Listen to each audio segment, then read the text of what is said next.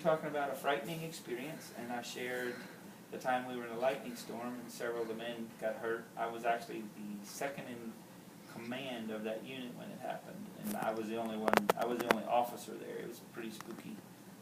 Another frightening experience I had was one time we were firing a cannon, and they pulled the lanyard or the cord that fires it, and the little charge that sets off the gunpowder went pow, but the gunpowder didn't go off.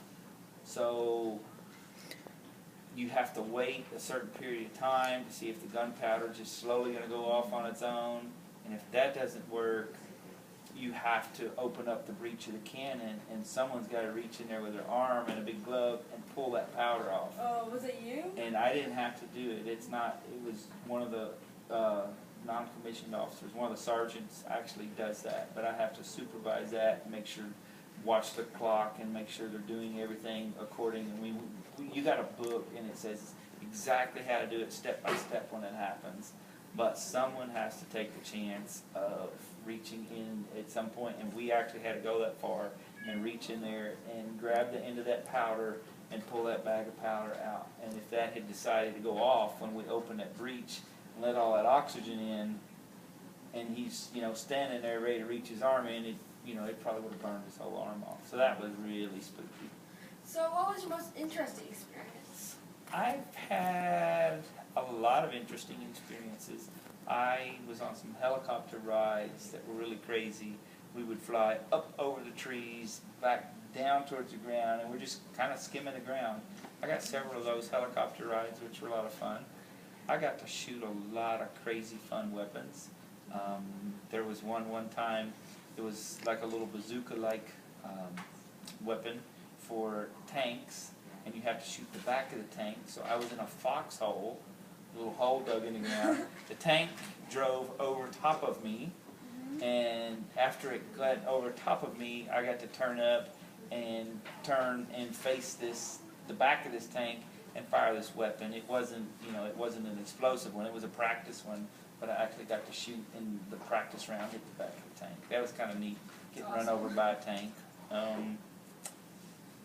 Shooting all these weapons, calling for fire, it's called, which means you're the guy sitting out on the hill somewhere talking to the people with the cannons and saying, I have a target, here's where the target's at, shoot this target, and then it hits close, and you get to steer the rounds and get them closer and closer till you finally hit the target.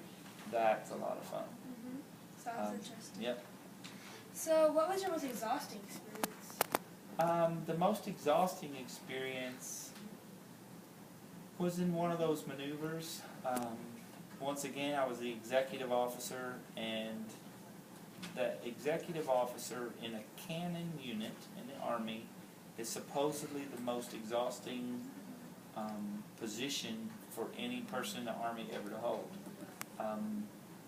They talk about what's called combat effectiveness, and 24 hours in this position under combat or training conditions, they say that the average executive officer will have lost 90% of his effectiveness as a leader. That he's so exhausted by all the decision making he's had to do, and everything he's trying to keep up with, that he will have lost 90% of effectiveness after 24 hours. After 24 hours? After 24 hours. And a couple times I got to experience that, and how fast you go downhill, and it wipes you out, and you don't even know what you're going on. But you have to be really careful, because you're making decisions that somebody could really get hurt when you're firing cannons, and you're the guy in charge, and you're in charge of keeping everybody safe. So you got to make good decisions, and if you've lost 90% of your ability to make good decisions, then you're in trouble. So yeah, I've seen the studies, and that certain position, field artillery executive officer, is the most exhausting position ever in the Army, and I got to do that a couple times. It's bad. So tell me about your friends in the military. My friends in the military were mostly peers. There's a fraternization rule that you kind of don't do. You don't fraternize with the enlisted men. It means officers hang out with other officers, enlisted men hang out with enlisted. So I just didn't get to hang out with anybody. It's got to hang out with when I was a lieutenant, I would hang out with other lieutenants. When I became a captain, I usually hang out with other captains. It's just guys that are in the same position you with a different unit. We were in what's called a battalion, which is a large unit headed up by a colonel. Underneath that battalion, we had 5 batteries or 5 companies, which is about 100 men apiece, 120 men apiece. So if I was a battery commander, I was one of 5 guys that had that same job within this battalion. So my peers all of a sudden would be those 4 other guys, and we would hang out and talk about problems we had. And a couple of them I was pretty good friends with, like to hang out with. Pause.